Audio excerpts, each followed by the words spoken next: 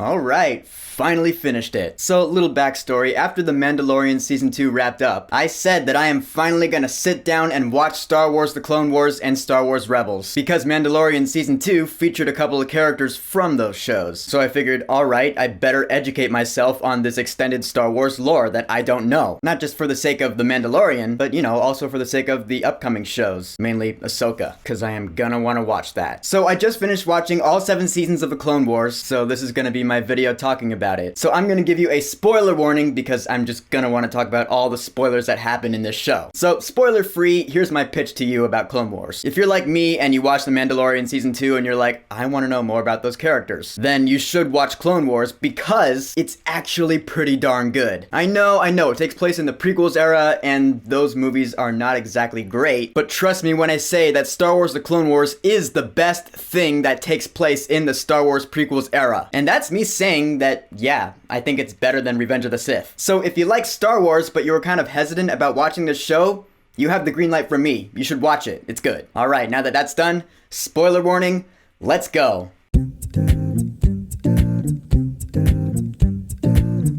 Star Wars The Clone Wars. So Star Wars The Clone Wars is a TV series that started in 2008, but it just wrapped up last year, 2020, because production-wise it had some mishaps here and there, but that's irrelevant. So The Clone Wars fills in the gaps of what happened between Star Wars Episode 2, Attack of the Clones, and Star Wars Episode 3, Revenge of the Sith. Because if you remember at the end of Attack of the Clones, that's when the Clone Wars began. You remember in the original Star Wars movie when Luke was talking to Ben Kenobi, they mentioned it. Luke was like, "You fought in the Clone Wars?" "Oh, yes. I was once a Jedi Knight, the same as your father." So now this series, by its title, is The Clone Wars. Now, I'll be honest with you here. Did I actually watch every single episode of all 7 seasons of this show?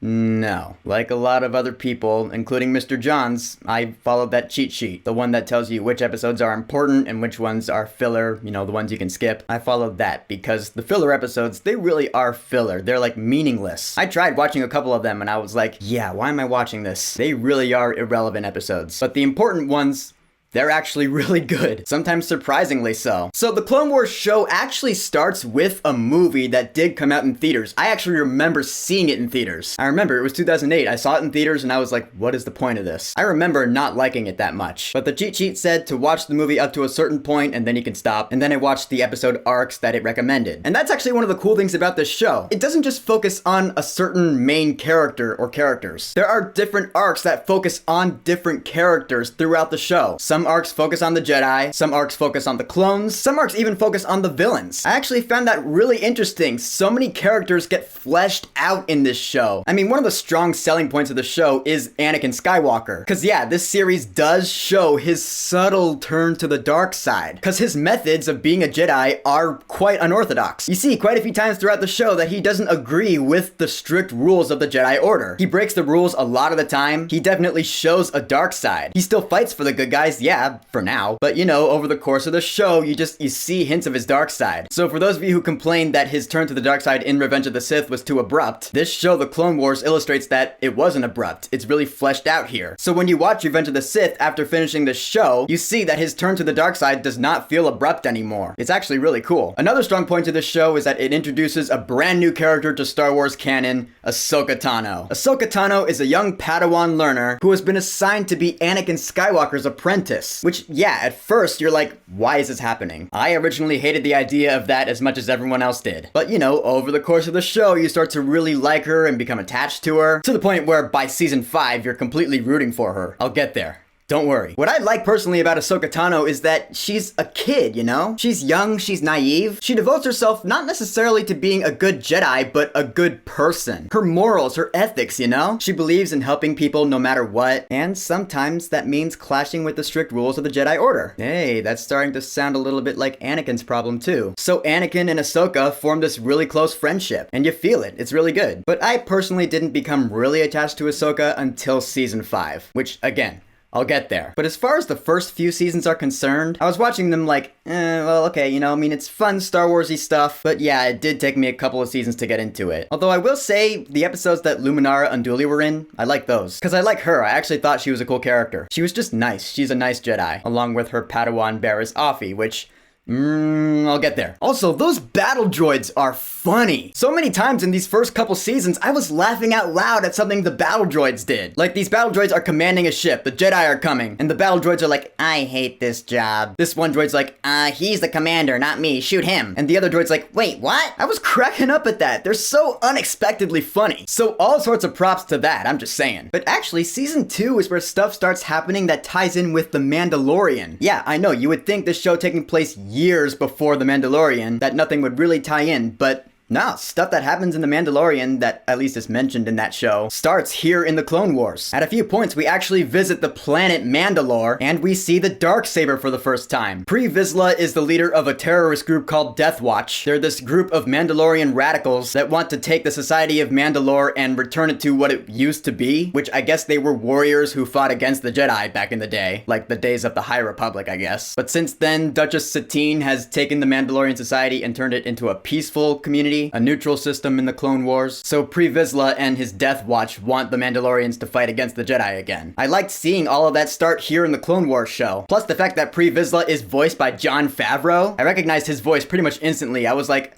holy crap! Now I understand Jon Favreau's attachment to Star Wars. Props! So Pre Vizsla has a Darksaber, he's a leader of the Death Watch. That starts in season 2, I'll get back to them in a little bit. Another thing that this show did really well is, yeah, the Jedi are characters. We have some cool other characters doing their thing. But one thing this show did surprisingly for me is that it even made the clones legit characters. When watching the prequels, I never cared about the clones. They were digital automatons. This show, The Clone Wars, illustrates that the clones are actually individuals. They're characters. They're people. They're human beings. They each have their own distinct personalities and names, like Rex. Rex is the most memorable one. Him and his whole group, you know, Heavy, Echo, Fives. I love these guys. They're great characters. They're bros. For me, I really started becoming attached to them in season 4 when they rebelled against Pong Krell, because that guy was a dick. Seriously, dude, oh my god. He did not see the clones as people. He saw them as just figures. He called them by their numbers, not their names. I mean, it turned out at the end of that arc that he was actually on the dark side, but still, I hated that dude. And I am so glad that he got killed in the end, because he deserved it. Season 4 also sees the return of Darth Maul, which I was curious about because, again, I heard people say, yeah, Darth Maul becomes really fleshed out in this show. He becomes a character more than he was in Phantom Menace. And I'll say, yeah, he does. There's no denying that. He is certainly more of a character in here than he was in Phantom Menace. But a couple things. One, I'm not sure I'm buying how he was still alive after Obi-Wan cut him in half. I mean, his reasoning for it, I guess it's okay, but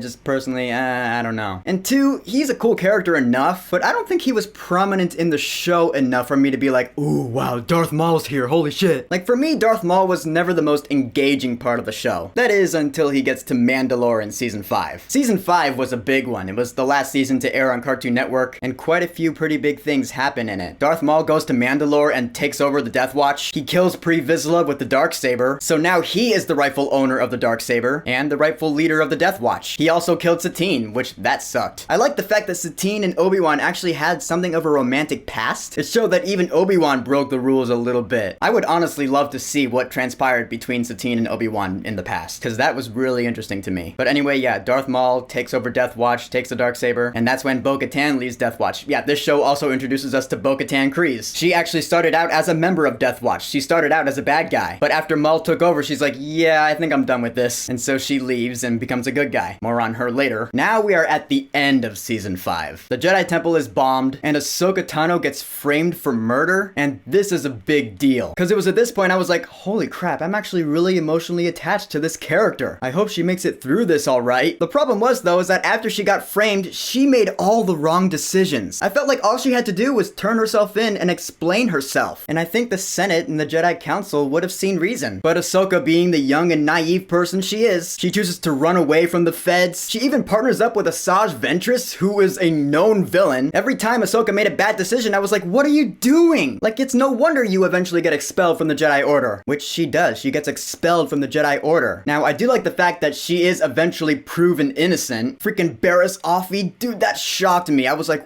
What? How dare you, Barriss? I liked you. I trusted you. You were Luminara Unduli's Padawan. You traitor. So even after Ahsoka is proven innocent, she decides to leave the Jedi Order anyway, which also shocked me. She's like, the Jedi can't be trusted. I can't be trusted. I need some time away from the Jedi. I need to figure out my own stuff. And they really play up the emotions there too. I was really feeling it. And it was at that moment where I realized, yeah, now I'm really attached to this show. Cause that was all the feels. The action was exciting. I now have an emotional attachment to Ahsoka Tano and the show as a whole, cause that was some stuff. Then we get to season 6, which is otherwise known as the Lost Missions, cause I guess after it stopped airing on Cartoon Network, the show was facing cancellation. So these episodes that made up season 6 were like the ones that were yet to come out. So they actually released these episodes on Netflix. But going into the season, I was like, should I even watch this at all? Because Ahsoka's not gonna be in it. So the only reason I would watch it going in is to feel the sense of time that's gone by without her, cause I know she's gonna be in season 7. But I was like, alright, you know what? I should probably watch it. It is a season of Clone Wars after all. And you know what? I'm glad I did watch it, because there are actually some pretty important things that go on in that season. We learned that the reason that clones are so susceptible to suggestion is because they were implanted with inhibitor chips at a very young age. These inhibitor chips make them subjectable to orders without question, which explains why eventually when Order 66 comes along, the clones are immediately like, alright, we'll kill Jedi. And yeah, that makes so much sense. So props to this show for doing that. And also in season 6, we have Yoda's arc, and Yoda's arc I thought was awesome. Seriously, I mean, this arc I feel like is the most character we've ever gotten out of Yoda, like ever in anything Star Wars. Because it turns out he still had some more learning about the Force to do. He goes on this spiritual journey, he learns more about the afterlife of the Force, immortality. He goes to Dagobah for the first time. It was great. The entire time I was watching this, I was like, holy crap, this is like really important stuff for Yoda. It just explains so much. So again, just huge props for that. Dave Filoni, man.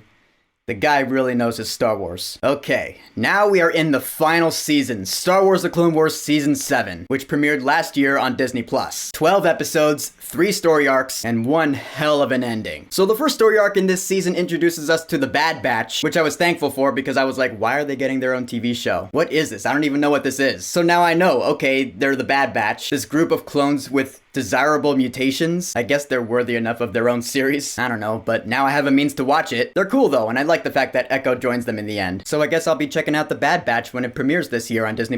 Then we get to the second arc in this season, which shows us what Ahsoka's been up to since she left the Jedi Order. And I heard this arc was pretty boring, and you know what? Yeah, I can't argue that. For me, it wasn't as boring as I heard it was, but it still wasn't interesting. She's trying to live as a citizen on Coruscant. She gets caught up in this whole smuggler thing, and I get it, but it's really irrelevant. I feel like I could have skipped this arc, but then again, it's Ahsoka. Whenever Ahsoka's in, I really want to watch it, because I just love her at this point. But yeah, I will say that arc could have been a lot more interesting. But it doesn't matter. You know why? Because the final arc, the last 4 episodes of this season, yeah, everything you've heard about these last 4 episodes is true. They are completely epic and awesome. Mainly because these episodes tie in with Revenge of the Sith, as in they take place concurrently with it. I mean, first of all, we have the Siege of Mandalore. Ahsoka and Bo-Katan, they return to Mandalore to take out Maul. Yeah, now we go back to Maul on Mandalore, so I like the fact that that's touched on. Maul is defeated there, he gets captured, and Bo-Katan, I guess, becomes the new leader? I don't know, they don't really say what Bo-Katan does from there. My question is, what happened to the Darksaber? Because that's not touched on at all. Does Bo-Katan get it here? Or does Maul still have it somehow? I don't know, but because of the Mandalorian show, I want to know. I guess I'll have to wait until I watch Star Wars Rebels to find out what happened to the Darksaber. Oh well. But then we get to see what Ahsoka Tano goes through with Rex when Order 66 happens. And yeah, this is currently going with Revenge of the Sith. Order 66 was a big deal in Star Wars lore, because that's when Palpatine gives the order to the clones to turn on the Jedi. And because we know about the inhibitor chips, we can believe that now. So it's really tragic when you see Rex turn on Ahsoka. You even see he has tears in his eyes. You really feel that emotion. You're like, man, oh man, this sucks for Ahsoka. I am glad that Ahsoka eventually got the inhibitor chip out of Rex. So now Rex snaps out of it, and now it's Ahsoka and Rex against the world. They just have to escape now. And they do, which I'm really happy about. I'm glad that Ahsoka made it out of there. Ahsoka and Rex are now known traitors of the Republic, and they're Order 66 survivors. I mean, that whole scene where the ship is falling and Ahsoka has to catch up with Rex in the ship, that was really epic stuff. That was like cinema quality right there. Animated, yes. Cinema quality, absolutely. It was just epic. The animation was really good this season. And so now Ahsoka and Rex, they just have to live. Oh, and Maul gets away. Maul gets away. He goes off to God knows where. I guess I'll see him again in Rebels. But I mean, the way this season ends with Ahsoka burying all those clone troopers, it just, man, it gives you all the feels. Like, yeah, the galaxy has now forever changed. And Ahsoka now has to live in this forever changed galaxy as a fugitive from the Republic, or the Empire as it's now called, and same with Rex. Just what's gonna happen with them now? I have no idea, but I'm super curious. I guess I'll see in Rebels. But man, was that emotional. Seriously, man, I almost teared up a couple times during these last 4 episodes, and a big part of that goes to the music. The music in Clone Wars, up until these last 4 episodes, I always thought was bullshit. I hated it, like the main theme, that dun dun dun dun dun dun dun dun. I'm like, no, that's not the Star Wars theme, Kevin Kiner. That's not how it goes. I hated it. It was like a Grey B version of it. Same thing with those opening monologues, those "A galaxy divided, Anakin and Obi-Wan are fighting in the Clone Wars." I hated those. That was like stupid. So I like the fact that these 4 episodes really just got down to the nitty-gritty of it. Like honestly, these last 4 episodes have rewatch value. I'll probably watch them again because they were just completely epic and awesome Star Warsy stuff. And that ain't bad. So in conclusion, Star Wars The Clone Wars, yeah, it's really enjoyable. At least from what I watched anyway. I mean, yeah, it does have some good and bad. The filler is completely filler and boring and pointless and useless and stupid. But when this show is good, it is really good. Like, surprisingly good. Yeah, if you don't like the Star Wars prequels, you would be surprised as to how good this show gets. You love Ahsoka Tano by the end of it, and Rex as well. The animation gets better as the show goes on. The music, dude, the music in the last 4 episodes completely makes up for the bullshit music in the preceding 6.5 seasons. I mean it, dude. It is awesome, epic Star Wars music. The emotions hit you hard. That's the best part of this final season, is that by the time you're done with it, you're emotionally drained. Or at least I was. And now I know a little bit more about Ahsoka Tano, and Bo-Katan, and the Darksaber, and Darth Maul, and Rex. I know more about Star Wars lore, and I'm glad I do now. I don't regret watching Star Wars The Clone Wars. Not one bit. So Star Wars The Clone Wars, have you watched it? What do you think about it? What do you think about Ahsoka Tano? What's your favorite season? What's your favorite arc in the show? Who's your favorite character? Are you excited for the Bad Batch? Whatever you think, go ahead and leave a comment. And don't forget to subscribe.